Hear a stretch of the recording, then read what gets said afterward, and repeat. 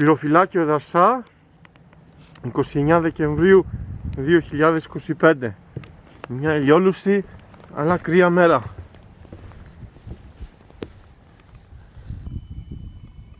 Εδώ βλέπουμε το διάσελο Πανός. Εδώ κορυφή πλατή βουνό. Κοιλιά.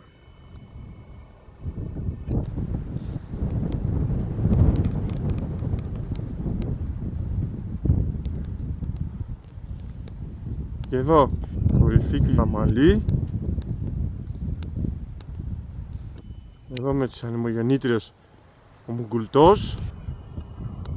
Και πάμε από εδώ. Σε πρώτο πλάνο κορυφή Μαύρη. Πιο πίσω η Κρυσιγιώνα, 962 μέτρα υψόμετρο. Εδώ αυτό το ξέφωτο είναι η Τράσιζα.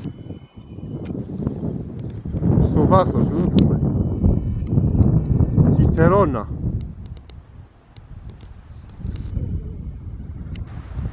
Πιο πέρα ο Ελικόνας.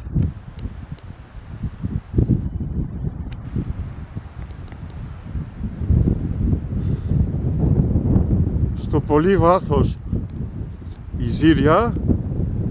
Αυτή είναι η Ζήρια.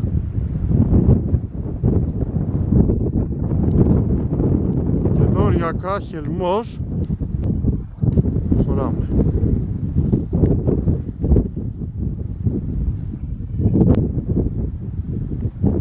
Εδώ με τα χιόνια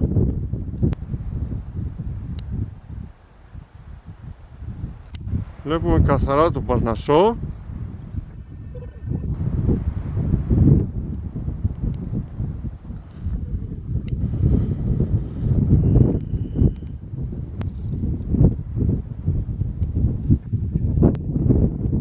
Με καμιά ίτη. Και εδώ βλέπουμε τη βορειοδυτική Πάρνηθα. Ακριβώς κάτω είναι το λιμικό στο οποίο πάμε.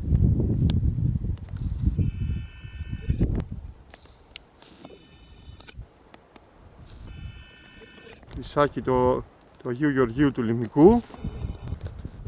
Εδώ η κορυφή δέντρα της Πάρνηθας. Και στο βάθος κορυφή Σκύμφθη. Και εδώ η Δύρφης. Okay.